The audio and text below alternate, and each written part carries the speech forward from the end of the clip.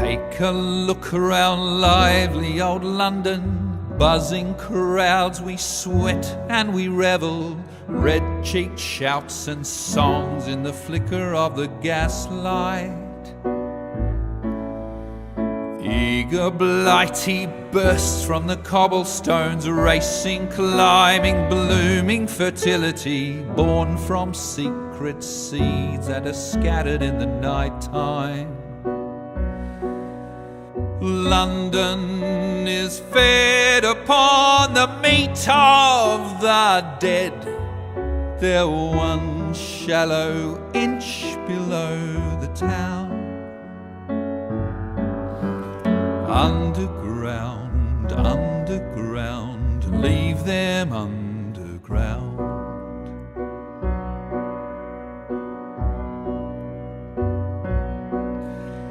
Them that whispered dreams that only poisoned us, them that told us lies of their bravery, them that preached of progress and put us in the poorhouse, them done horrid murder on bloody stages, them that loudly crowed their humility, lords and dames that sung in the chapels on a Sunday. All quiet now, their mouths are stopped up by mud. They lie flung in rags and make no sound. Underground, underground, leave them underground.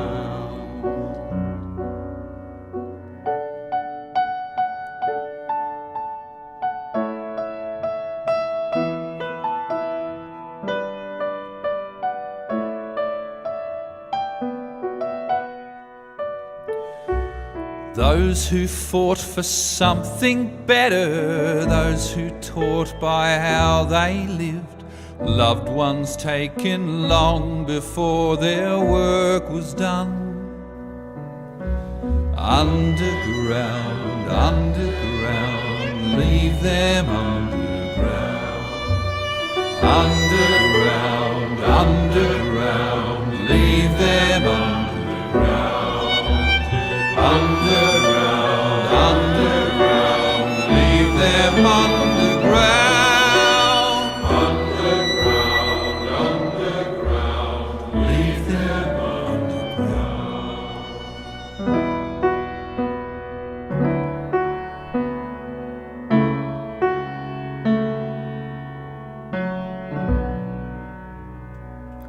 Boom, boom.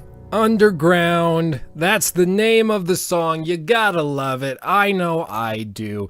In fact, I actually got the sheet music for said song, and it's actually based off of a song written in like 1882 or something like that, and it's really interesting. And it was reworked for the Assassin's Creed Syndicate soundtrack by Austin Wintory, I believe his name is, and it's just an awesome song. So check it out if you haven't. It's lovely. But how are you all doing? It's a lovely day here in Fort Collins, Colorado, northern Colorado, here in the States. We're having a great time. I was struggling to figure out what we were going to talk about today, and there's one big topic we need to, I think, address, just because the more I've thought about it and kind of festered on it, I think it's important. So we'll address that. And then there's a bunch of little things that we'll talk about in little bitty spurts as we go through. I'm not sure which we should start with. Probably the little bitty spurts, since that has to do with what's in the title of the video.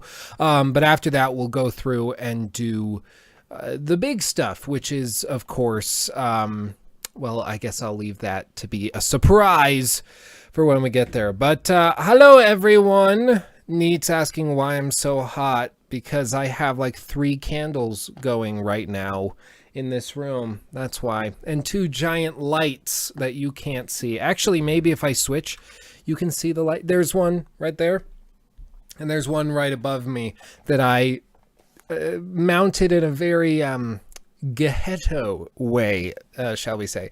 It's not properly done, I guess would be the moral of the story. But I'm happy. I'm happy to be here. We're having a good time, and we're rocking out. Now, essentially this week, there wasn't, as I said, a whole lot that happened. There were a few big things that occurred, such as the Pewdiepie stuff, and then Nintendo had a Nintendo Direct, and then Bethesda announced the product that they are launching later this year that was previously unannounced. That frustrated many people, which it really shouldn't. It's an extra thing, but we'll get to all of that. The first thing I guess we can look at, let me pull this up so that I can pull it off. Now, last week, if you remember, we went through and talked about essentially an unannounced title. Well, I guess I don't need to show this yet. Spoiler alert. But essentially, we talked about an unannounced title that Pete Hines had previously said was coming to the Switch.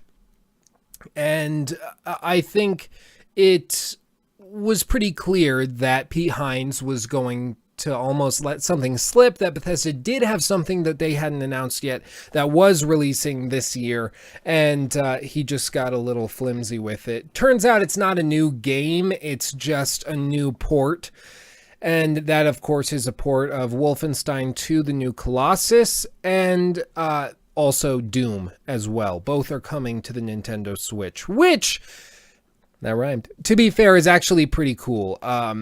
It's actually pretty impressive, and I will be completely honest. Now, I'm not a huge Bethesda fan, as many of you know, but the idea that I could play Wolfenstein or Doom on this guy is pretty cool. That's pretty cool. And I've said since the very beginning, the Switch's success is going to be completely dependent on their ability to get indie developers, but more than anything, adult titles to the Switch.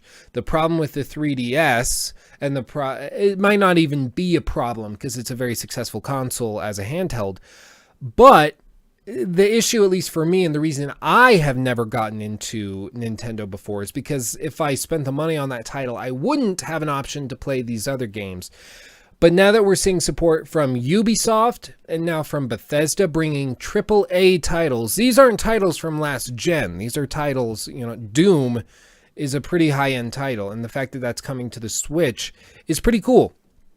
It's pretty cool. And I think that that's a very good sign for Nintendo, the fact that they're able to get that.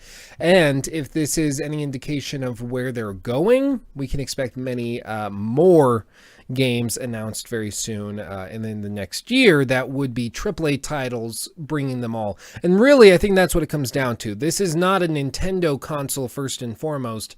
This is a portable console that also happens to do home gaming. And that's the distinction, I think. Ooh, reflections.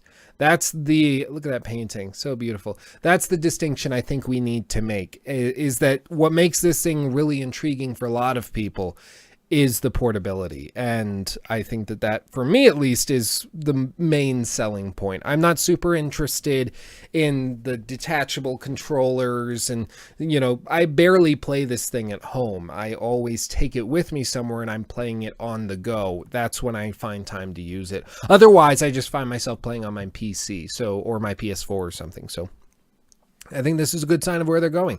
Speaking of which, Nintendo had their Direct, and many people were frustrated as a result of this because it wasn't what they were hoping for. And this tends to be the case with Nintendo Directs, is that it's a mini E3 presentation, basically.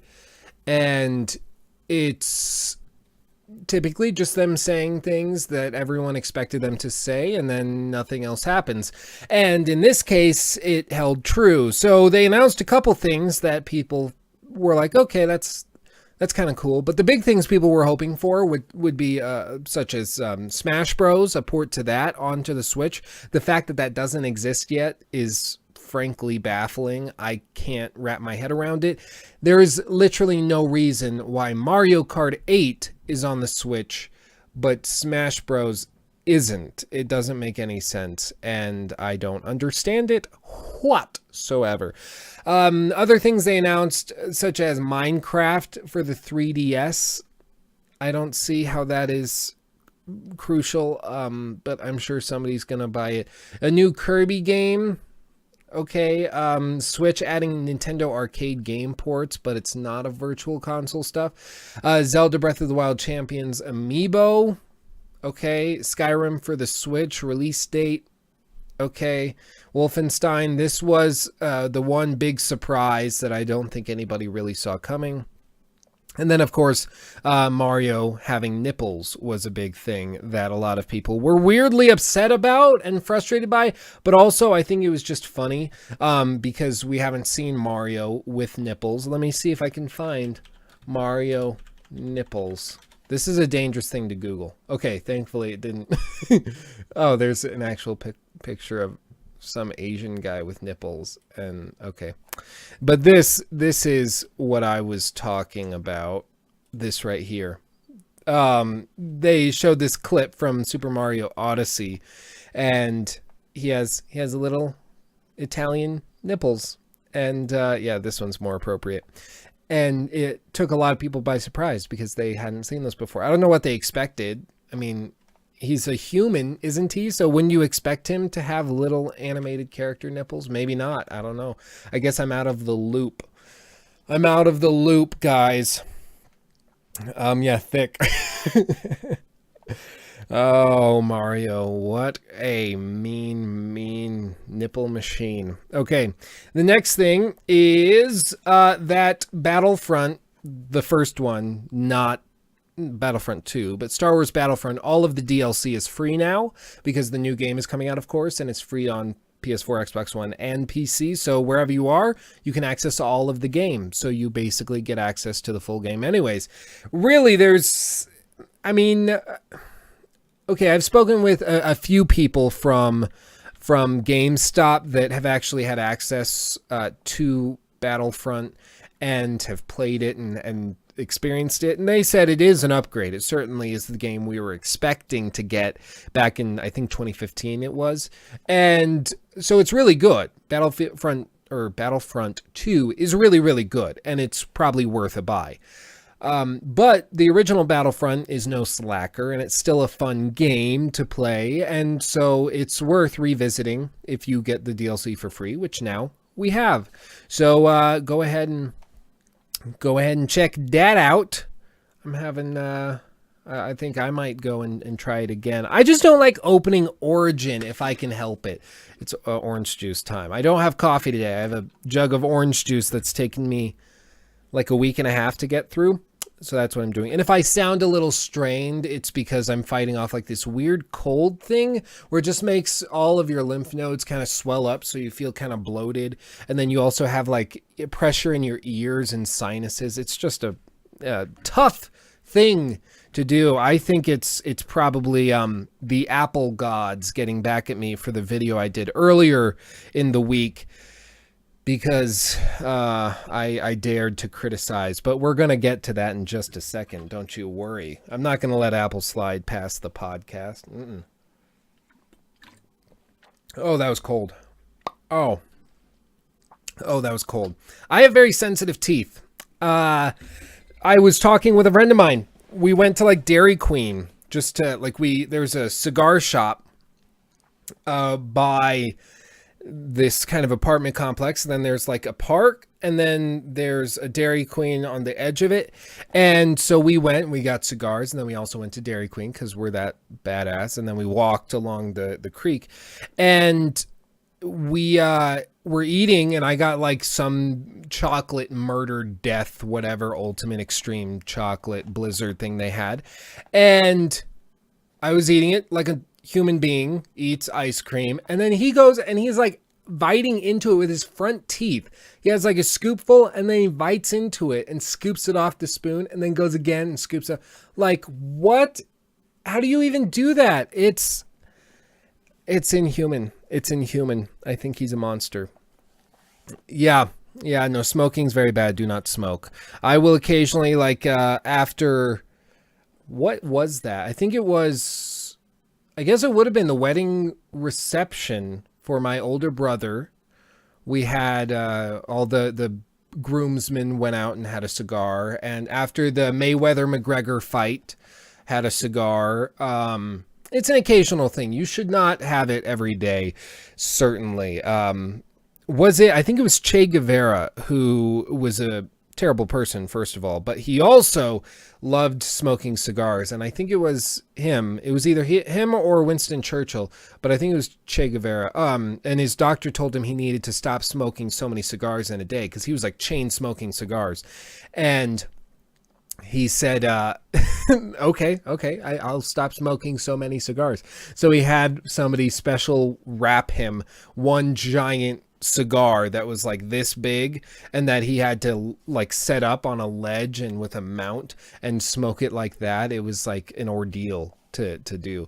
But that's how he got around smoking multiple cigars, is that he just smoked one elephant tusk of a cigar. So yes, don't smoke. That's the moral of that story. Let me switch over. So the thumbnail of this video was taken from a game that is going to be coming to the iPhone, and it's from, oh crap, what's the name of the studio?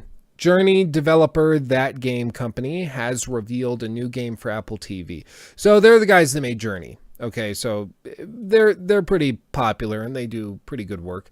And as you can see, this is apparently running off of an iPhone 8, I believe they said.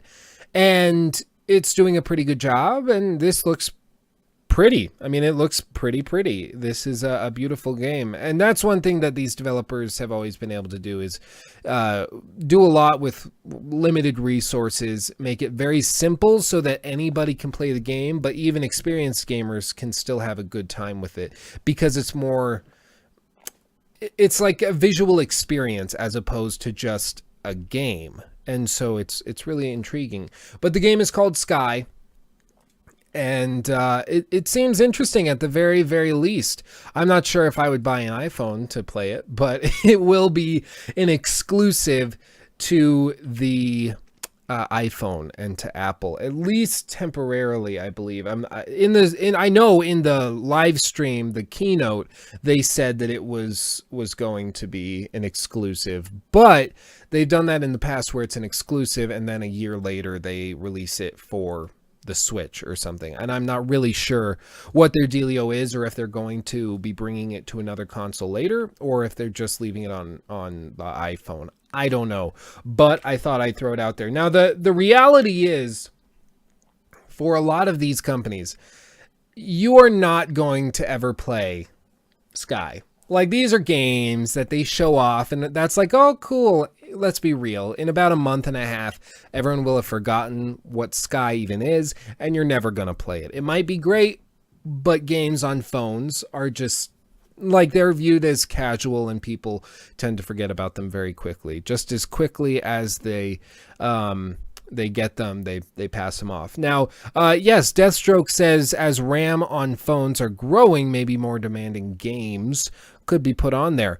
I think that that's actually a very reasonable expectation to have, because you're talking, with the case of the iPhone X, or iPhone 10, sorry, which we're going to talk about in just a second. You're talking about a device that's about $1,000, and with the Note 8, you're talking about a device that's about $1,000, and they're very powerful devices, and they can do a lot. And when I had my Note 7, which replaced my laptop essentially before they recalled all of them, it really did replace my laptop. It was that good, and it could do that much that I felt when I went to my accounting class, I didn't need to bring a laptop, because Excel on my phone worked better and was easier to use. That's how good it was.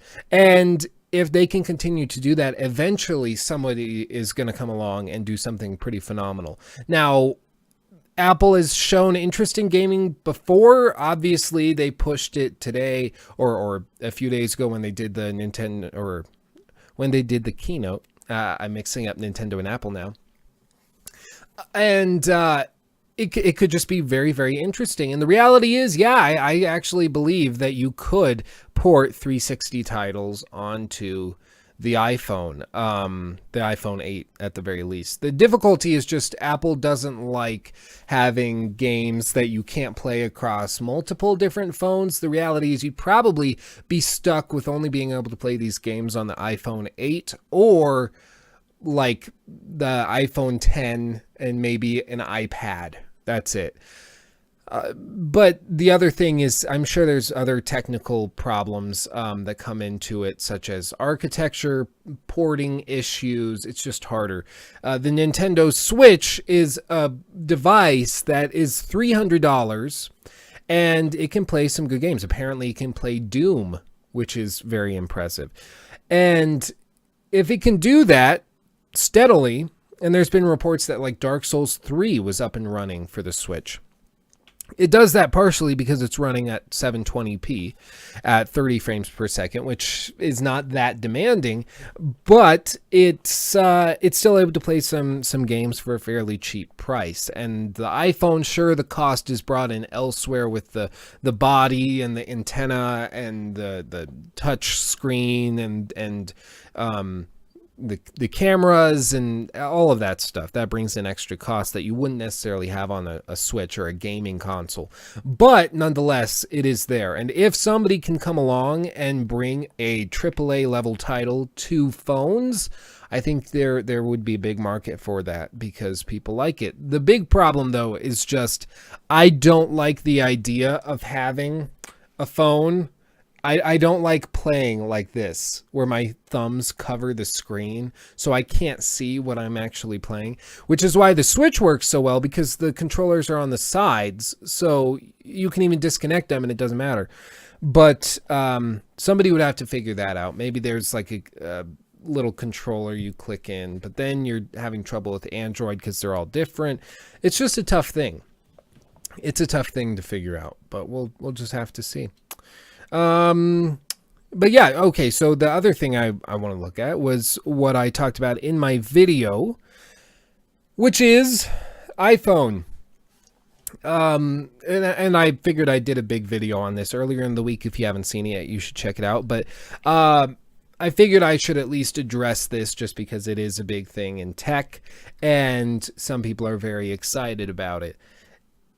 So here we go. I mean, I did the video, which was incredibly sarcastic, and that was the goal, is to just be painfully sarcastic through the whole thing, showing how far some people go to defend just a stupid brand. Like, Apple never did anything for you, but people are willing to seemingly go to crazy extents just to justify their purchase, because really that's what it is.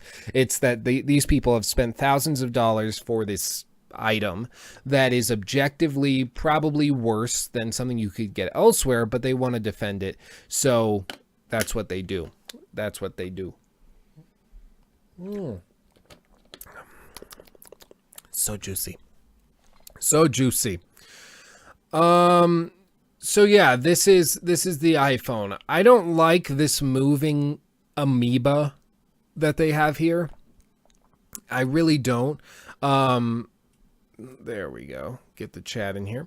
I really don't like it. I just don't like it. Our vision has always been to create an iPhone that is entirely screen, one so immersive the device itself disappears into the experience, and so intelligent it can respond to a tap, your voice, and even a glance. With iPhone X, that vision is now a reality. Say hello to the future. And really, this is probably the future. I mean, this is probably the future of phones. That it just makes sense. The problem is they don't have a fingerprint scanner on this thing. They tried to get one that would have fit right here, just like a normal phone. And it's kind of similar to what they did or tried to do with Google Pixel, where they tried to put a fingerprint scanner underneath the OLED display. The difficulty apparently just being that scanning through the display offers some problems. When there's colors displayed, it's tough. So they weren't able to actually put one there, and instead of putting one on the back like somebody normally would have done, they decided to just get rid of it entirely and instead add this facial recognition See, because they liked the clean back, and they wouldn't want to swap the Apple out with a fingerprint sensor because that makes sense. So where is it here? I had a Note 8. I had two of them actually, because I'm that baller. I had a blue one and a silver one. And both went through recalls, and they were both fantastic, and I loved them both. But they had iris scanning and facial recognition tech as well, and it was meant so that you do the exact same thing as you see here. You lift the phone up to your face, and then you swipe, and you're in your phone. That's it. You just raise it up, swipe, unlocked. The problem is, it's not fast, and it's not convenient. Even if it's lightning fast, the issue is that I usually want to be able to like glance down at my phone if I'm in class and I don't want to be disruptive, or if I'm doing something, I want to be able to just check what I need to check, go about my day. I want to be able to do something like that. I don't want to have to pull my phone out. Okay, I'm in my phone. If I wanted to like get on it during the stream, I'd have to swipe. Okay, I'm in. If that even works, swipe. It didn't work during the presentation twice. It's just not convenient. It's not a good fix. So what this means is that a lot of people are going to instead be doing, I don't know if they have patterns on the iPhone now. I like having a pattern. I almost did it for you just to demonstrate. I don't know why. So like there are patterns you can draw on Android. I don't know if they have that here, but people are going to go back to having a passcode because it's simply not going to be convenient. And it's a little bizarre because really, I think Steve Jobs was, I cannot see him taking a feature away from a phone, especially if he feels that it's a positive feature. Things like the headphone jack and now the fingerprint sensor, each iteration of the iPhone, they're just getting rid of something. That's not innovation. That's not. You're just getting rid of stuff that people like. I may not use the headphone jack every single day on my phone, but the fact that it's there is a good thing. And guess what? It doesn't take up like any space to the point where you should get rid of it. It's just there. It's a nice thing to have. And people like it. And when you spend this much money on a device, people expect it. The fact the Switch doesn't have Bluetooth is inexcusable. It's so mind-numbingly stupid that this thing doesn't have Bluetooth, especially considering the type of device that it is.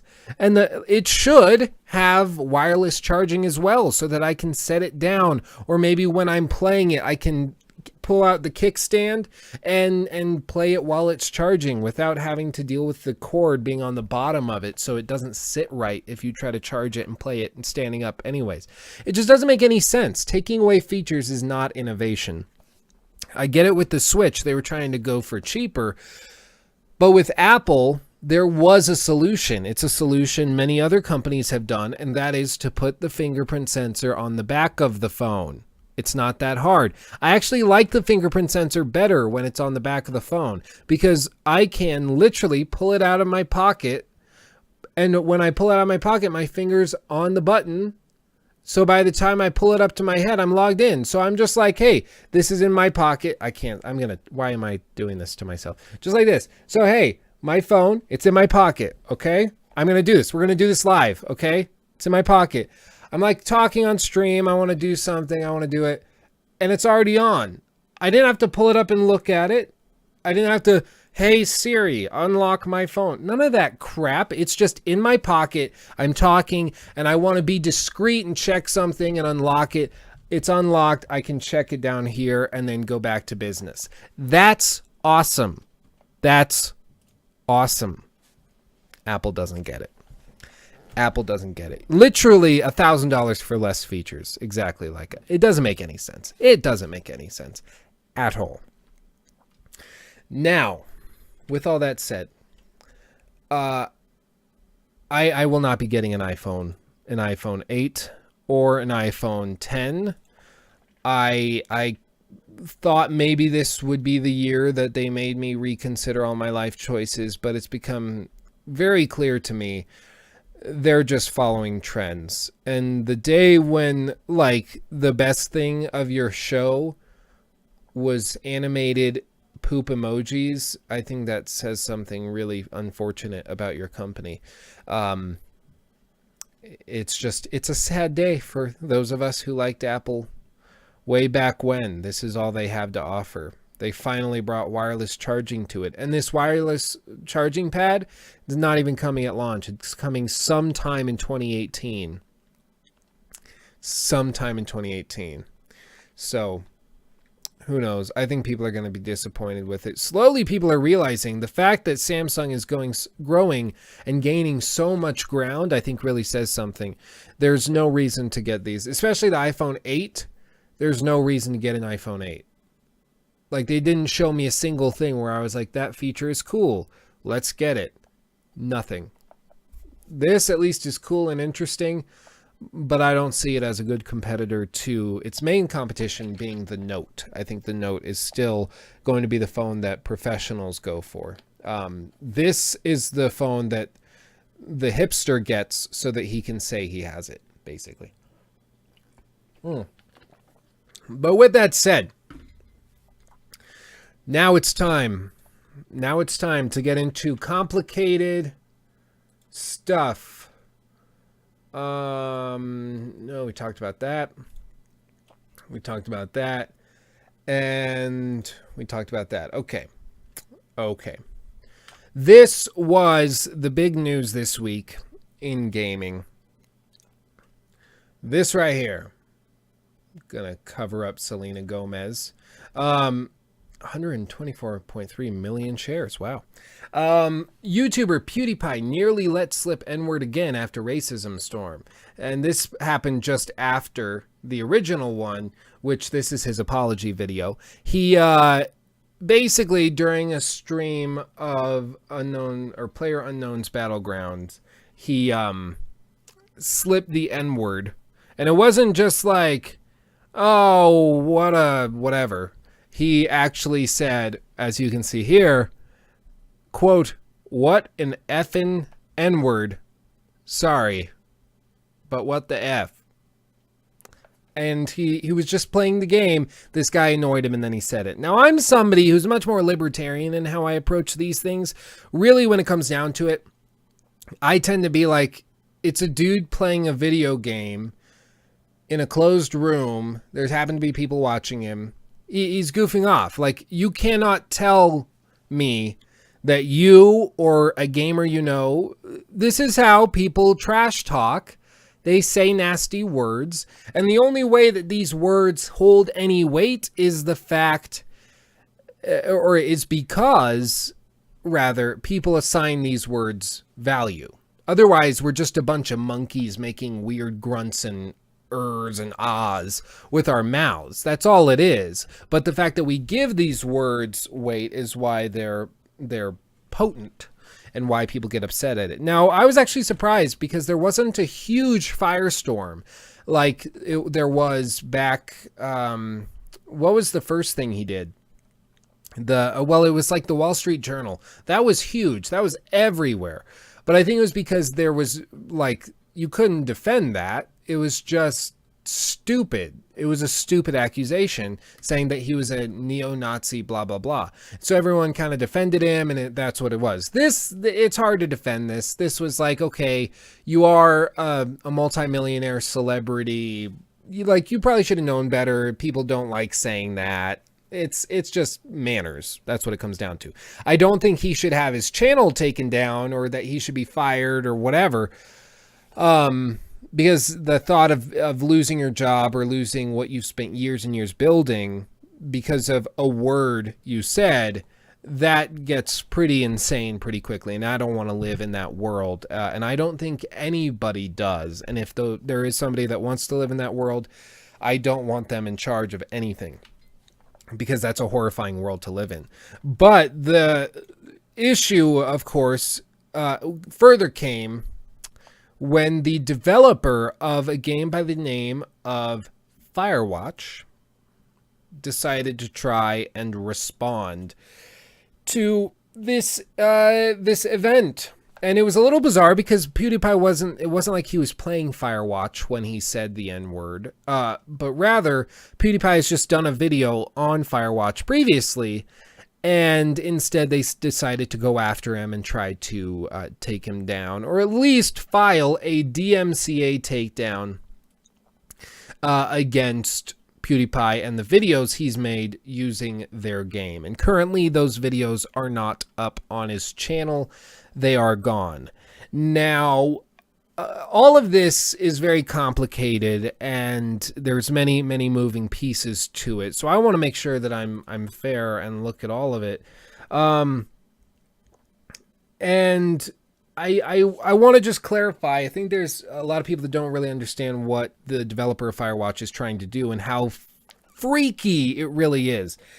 Because when it does come down to it, just like Alexander Wayne is saying in the chat, it is ultimate virtue signaling. It is just, look how moral we are.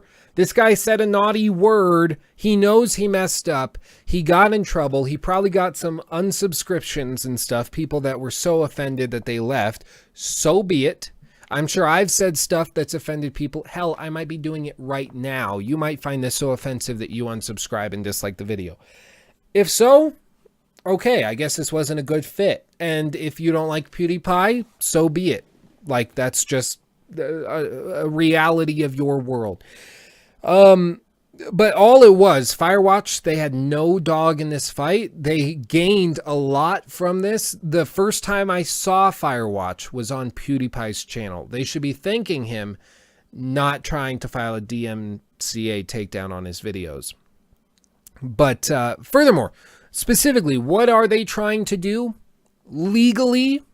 Well, a DMCA is a Digital Millennium Copyright Act takedown of some work or piece of intellectual property. And so basically, in U.S. law, this is U.S. law. I'm not happy about this, but this is just what it is.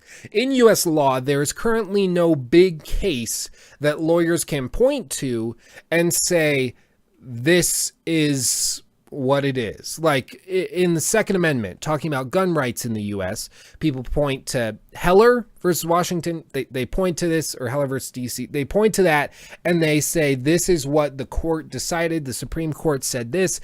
This is the law of the land. This is what you have to abide by. And that's the end. That's the end of the conversation. That's just what it is. With the YouTubing and playing video games, even having video games in videos on YouTube, there is no case defining whether that's legal, whether that's okay, whether they can allow that, whatever. And yes, as the Shangri-Lamas says, there's an H3H3 thing, which is pretty close, but that was not specifically regarding video games. And that case did come particularly close to this, but it doesn't lap over specifically into what PewDiePie was doing, which was playing a video game, publishing it as a transformative work that he would also benefit monetarily off of. So H3H3 won this case where they basically were given the right to make commentary videos looking at something somebody said, and they can say, this is what it is, this is what it isn't, this guy sucks, this guy's awesome, whatever it is. But what's so scary about what these Firewatch developers are trying to do is they're trying to take down a video because they don't like what the creator said about something completely unrelated. He wasn't even commenting on race relations or black people or something. He simply said a word you don't like. That's all this is. He said a word that the developer of a game didn't like. So the developer of that game decided to try and accuse PewDiePie of unlawfully using their game to benefit monetarily. And essentially, legally speaking, in U.S. law, all gameplay videos and all videos that show gameplay are potentially illegal. And they're teetering on this edge. So the second I go to this, this is technically, unless explicitly stated in like the policy of the company that developed Don't Starve, this is could be illegal. And it just would be up to a judge to decide whether or not it is. Because as far as they know, this is an intellectual property like a book or a play or a movie or a TV show that somebody created. And I am just showing it while talking over it, sort of. And I'm benefiting off of their labor, which is unfair in some people's eyes. So essentially the developer of Firewatch said, okay, well, before he said this, we were also benefiting from our relationship and from his videos that garnered up to 6 million views. And we got many copies that were sold as a result of that. We gained from what he did. But now that that's over, we're looking at him and we decide, well, we're not that interested in working with you anymore. We don't like you anymore. So now, effectively, retroactively, we're going to say we don't like this. And we are done. And the video's coming down and you're going to get a copyright strike. That's bad. That's bad. And that's what's so freaky about this. And really, PewDiePie has two options. That's all he's got. And the reason there's been no big landmark case on this is pretty simple. PewDiePie can either roll over and just say, okay, like, you can come and you can take down my videos, whatever, fine. Do it. I don't care. I'm done with Firewatch. That game was a while back. I don't need to play it. Or he can come in and he can say, no, you have no right to do this. My work was transformative while preserving the initial value of the original product and the original piece of intellectual property in question. And so it applies to fair use law. And as a result, you cannot take it down just because you want to. And that is a fair case. And I think he could potentially win that case. The problem is, if he fails in that case, after spending millions on legal fees and lawyers fighting this big game company, if he fails and the judge finds in favor of the other guys, all of a sudden, all of these videos that contain gameplay footage, there's then a precedent that if you say something anybody who owns slight rights to that content doesn't like, they can take down that video and anything you've made related to what they're doing. And with a YouTube channel, it only takes 3 strikes before your channel is put on lockdown. So if they file this and they succeed, then PewDiePie has 1 strike against him. He might already have 1. He might already have 2. And at that point, you could basically be shut down in a matter of a day because of something you said if it was unpopular. There is no freedom of speech on YouTube, essentially, is what that would look like. So you could disagree with what PewDiePie said on stream. I think it was in bad taste, and I think that's a word I choose not to use, just because I think it doesn't offend me. I don't find that collection of sounds and syllables offensive, but other people might. And I have to be aware of that so that when I come in and I make a video like this, if I use that word, it would turn people off. And it just doesn't make sense to use it. Very pragmatically speaking. And so I wouldn't use it. But I can still look at PewDiePie's situation and I can say, no. What Firewatch, the developers of Firewatch, what they're doing is not okay. It's freaky. I don't want that to be the standard that's set moving forward, because that's how we start getting into a very authoritarian, totalitarian, no free speech on the internet. And if there's no free speech on the internet, it kind of defeats the purpose of it ultimately. And at that point, we need a new one, and you have to make a new internet entirely, which is not exactly an easier thing to do. whatsoever. Yeah, if he got this strike chasing blue, I feel bad for him because you only have 3. Even if you're a YouTuber with 50 million views or 50 million subscribers, a lot more than 50 million views, you're in trouble. They can't really save you at that point. It's in their policy. And I think it's fair to say YouTube doesn't like the fact that PewDiePie is their biggest star. I just don't think they do. I think they really would rather a Tyler Oakley be their flag bearer, I suppose. I think that just makes sense. They hate the fact that PewDiePie is so popular. It's not that they dislike it. It's not that they're uncomfortable with it or indifferent. They hate it because he stands for everything Google does not.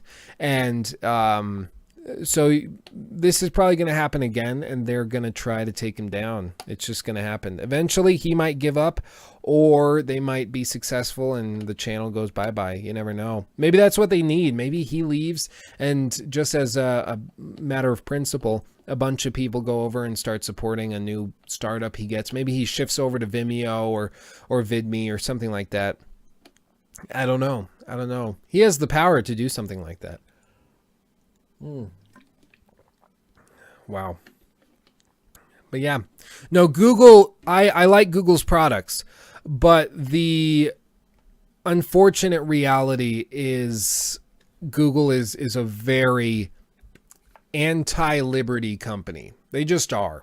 And there's no real fighting it. That memo that leaked from, oh crap, what was his name? Let me see, leaked Google memo. What was his name? Oh, it doesn't say. You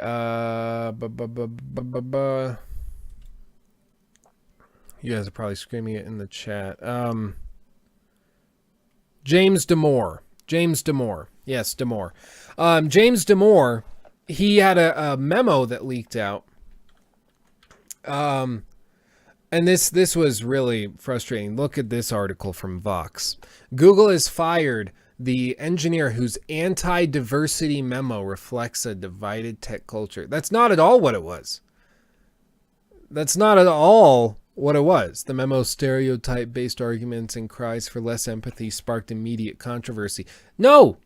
See, this is propaganda. That's all this is. This is just propaganda. Because ultimately, this isn't about politics. This isn't about feminism. This isn't about any of that. It's the fact that Google, this guy, James Damore, who worked in Google since 2013, he said that, listen, they talk outside to the public saying, oh, no, we hire equally. We're an equal opportunity employer, which people hear that and they think, okay, if I apply, my resume is just looked at, and that's the only thing that really matters.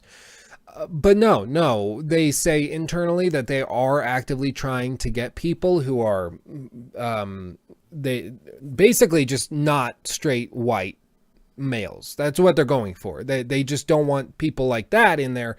So they're trying to hire anybody who fits outside of that box. And in this 10-page memo, which is incredibly well written, this guy's, he's got a nose like a cliff, but he is a very, very smart cookie, and it's pretty genius. And this is unfortunate that anybody would disagree with or say that the document shouldn't be shared. That's unfortunate. It makes you feel like there's just no hope for the world. But then again, this is Vox, so you never know. It was just insane.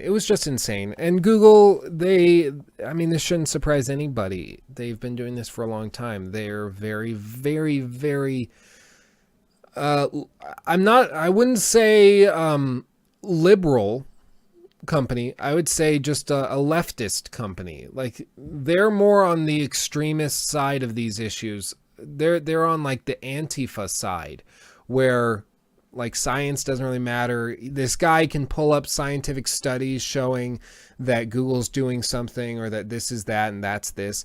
And it can get messy. They don't care. And they will fire you if you say something they don't like. But anyway, rant over. PewDiePie, poor guy. Point being, I am not going to play Firewatch now. I recommend you don't. And I don't like what PewDiePie said, but I still support his right to say it, and that's ultimately all that matters. Okay, so let's change it up real quick. Right here. Okay. Gaufaud says, Lucky Poo, last week I asked you to Google Scotland's national animal on Talk Gaming and you forgot to do it. Can you do it live? I don't want to have to keep asking. You won't like me when I'm angry. Sure, let's try it right now. I hope it's not too horrible. Speaking of Google, let's just go right there. I also really want to play Divinity Original Sin 2. Like, really badly. I haven't yet, but I really, really want to play it. I think it's only like $45-50. That's a game I want to play. People were saying on the Discord that I should check it out. And I want to. Okay. Scotland's national. Oh, it's the top search. That's potentially worrying. It's a unicorn.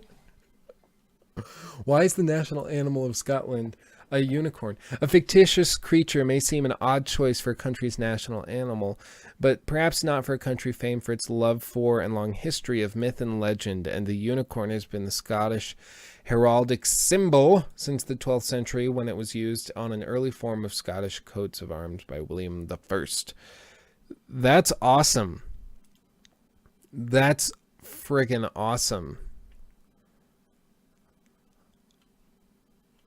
I like that. Now that's a unicorn. Like all these stupid little horns. No, that's a frickin' unicorn right there. That is a wreck your bowels unicorn. That's a manly unicorn. Maor Hazan, we'll just leave the unicorn up, is asking, you didn't talk about about it, but I wanted to ask you what you think of Uncharted: The Lost Legacy. That is a game that kind of came and went. It's kind of weird. Like, I'm not sure what exactly happened, but it came and went. It got pretty good reviews, and then it seemed like no one was really talking about it. Carrick from ACG, I heard talk about it, and he said it was a pretty good game. It wasn't terrible, but it was more of the same while trying a couple new things. But ultimately, it was just an Uncharted game with a couple of chicks, and if that works for you, that works for you. For me, one of the main reasons I played Uncharted was for Nathan Drake and that kind of humor, and ultimately his story I found engaging and interesting and relatable.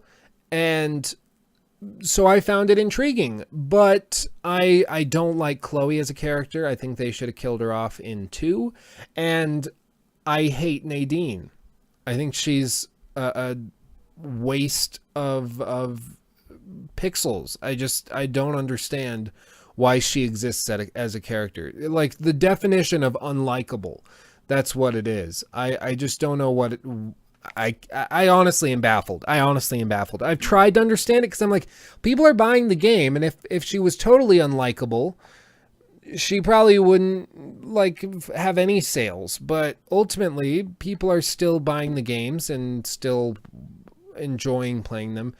And if the protagonist was unlikable, then I doubt they would be doing it. But I just don't get it. I don't get it.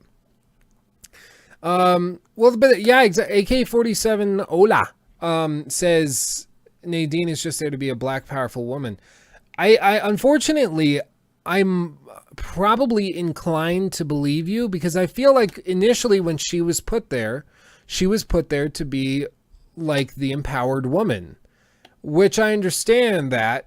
But the reason why Ellie worked in The Last of Us as the empowered woman wasn't because she was written as an empowered woman. It was because she was written as this girl who had to overcome these issues and find success and complete her journey. But Nadine is just there, and her character doesn't make sense on just a logical level.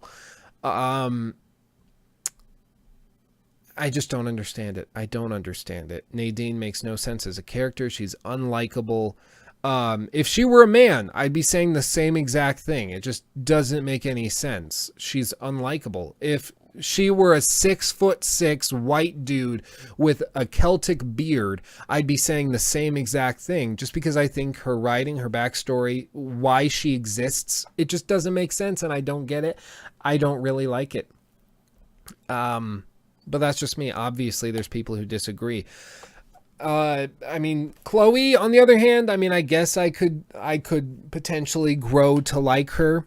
But as it stands, I think she didn't really belong in the series. And the fact that she was given the mantle of this big franchise, I don't really understand, because I miss Nathan Drake. I think this shouldn't have ever really been made. I don't understand why it needed to be. I don't see how this contributes a lot to the series.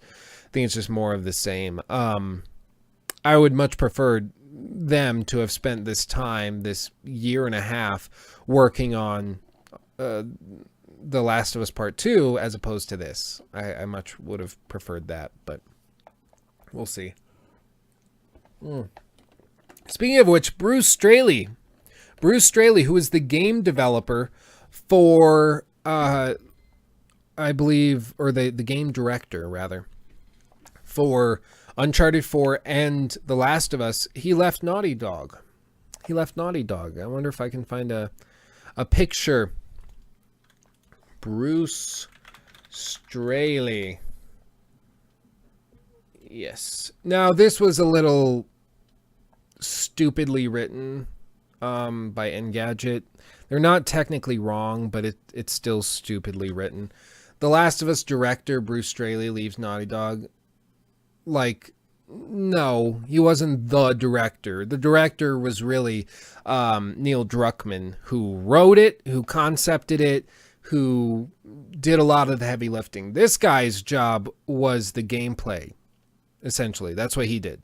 So Neil Druckmann told him what he wanted, and then this guy tried to turn it into the game. So they're both very important, and they're both very, very key elements. But Neil Druckmann is the only guy heading up The Last of Us, and he said he's doing it by himself. He did this tag team for The Last of Us, and now he's going to try to do both.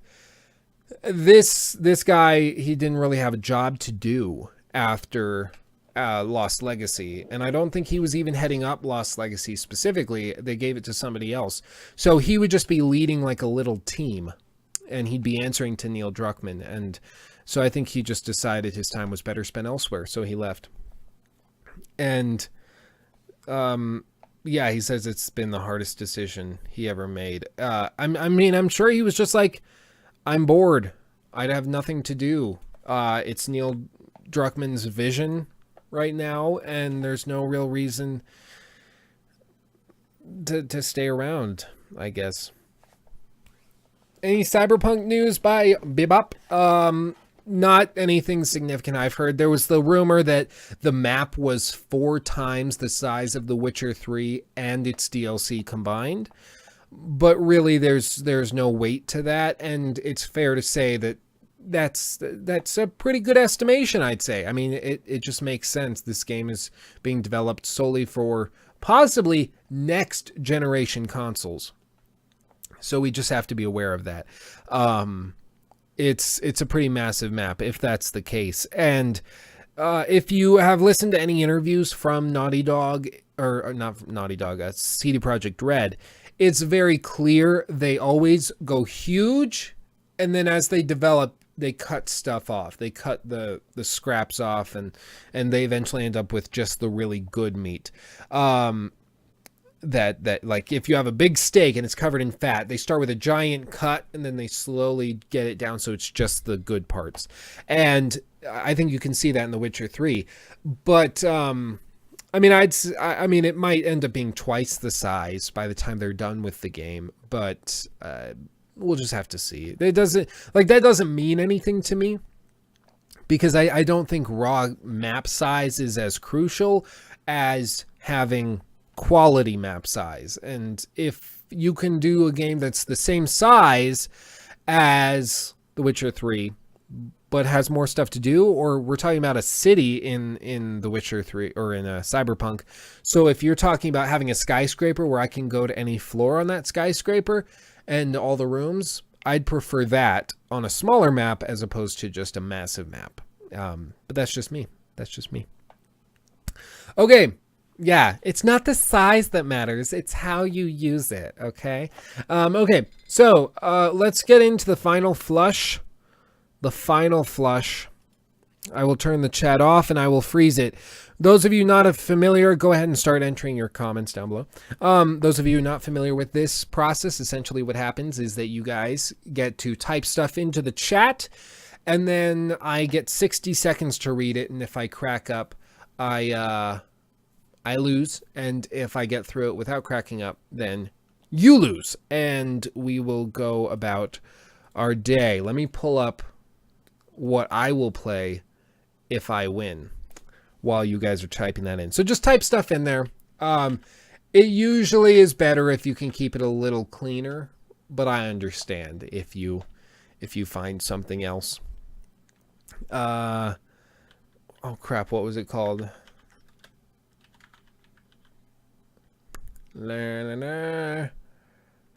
Oh, I wrote launch. Why did I write launch? I want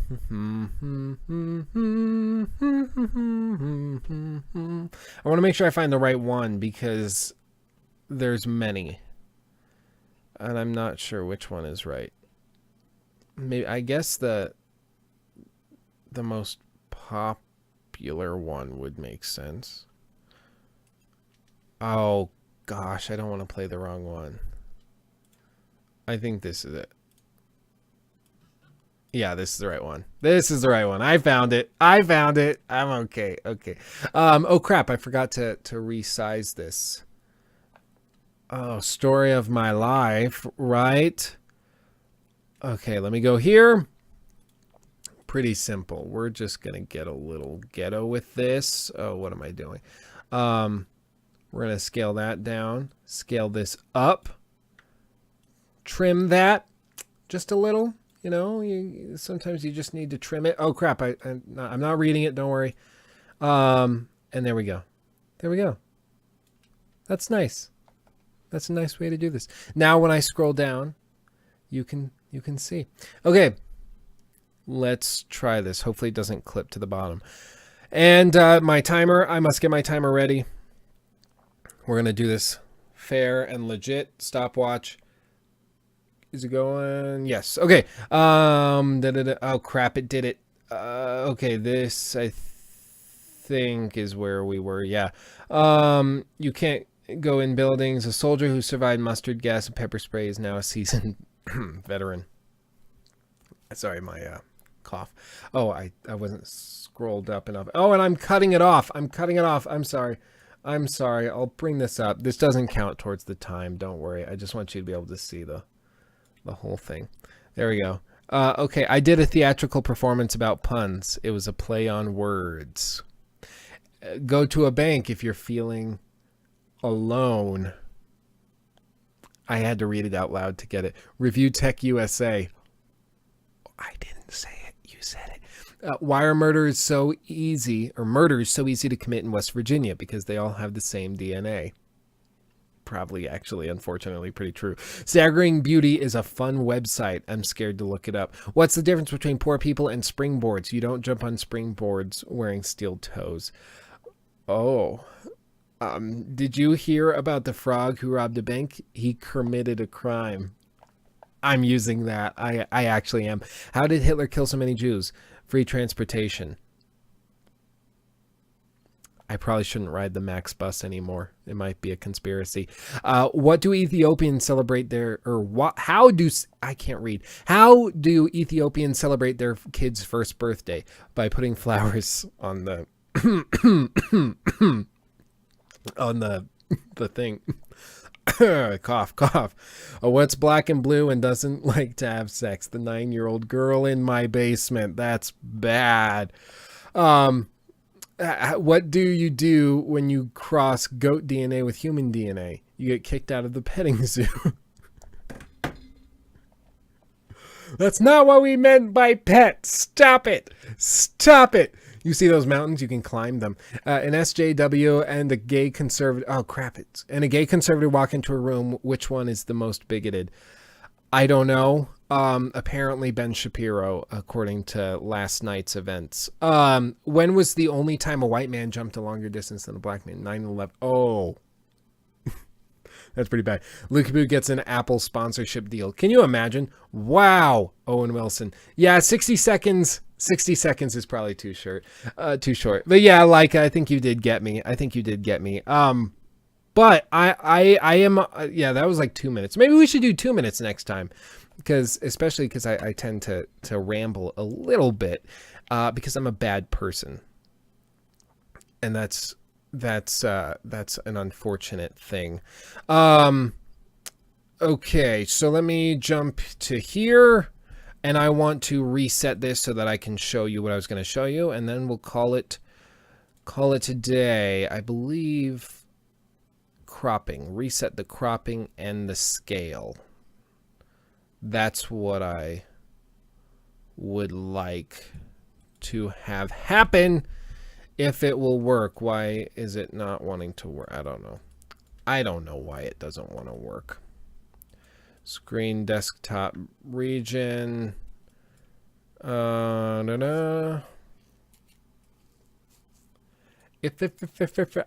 had that song stuck in my head for like a week after we watched it on stream. I'm not even kidding. Here we go. This is the video. Hopefully this doesn't get copyright struck. It would be funny if it did, but hopefully not. Here we go. One of the greatest songs ever.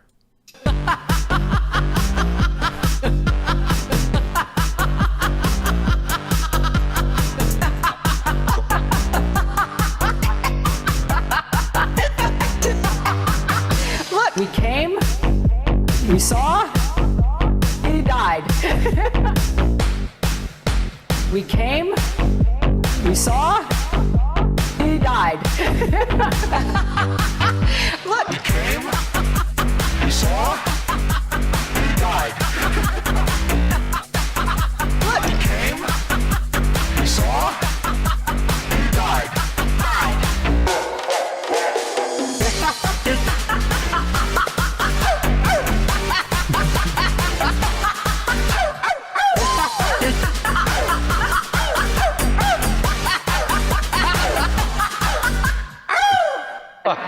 It's not a laughing matter. I take it really seriously.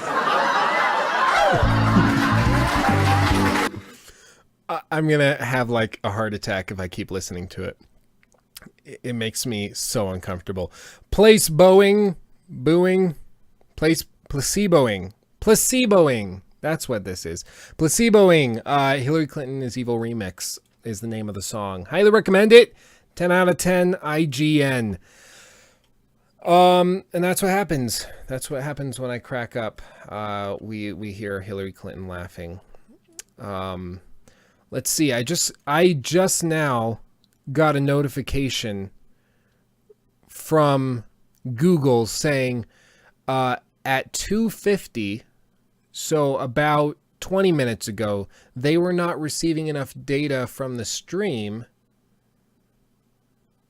And then at 2:52, it was fine, but I'm showing 0 frames dropped.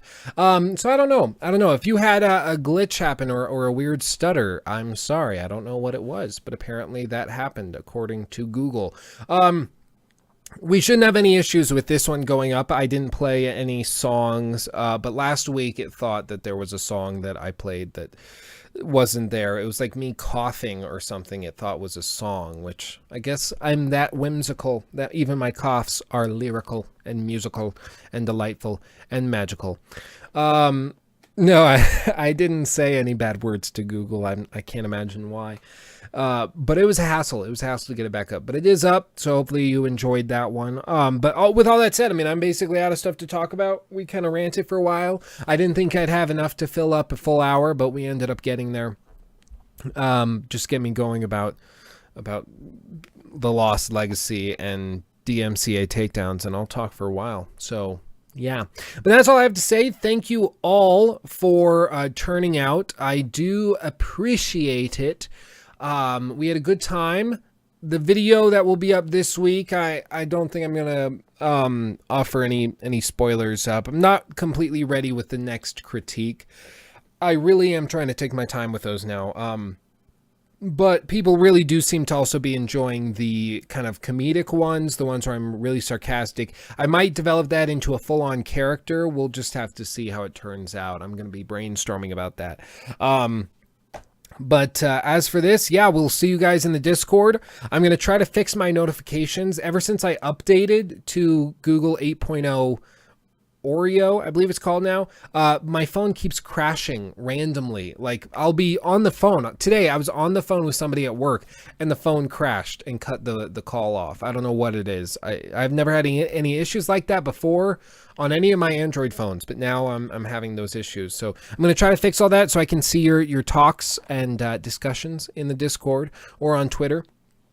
But yeah, thank you all for coming out. I love you all, and we will see you in the next video. Bye bye. Goodbye. Bye bye.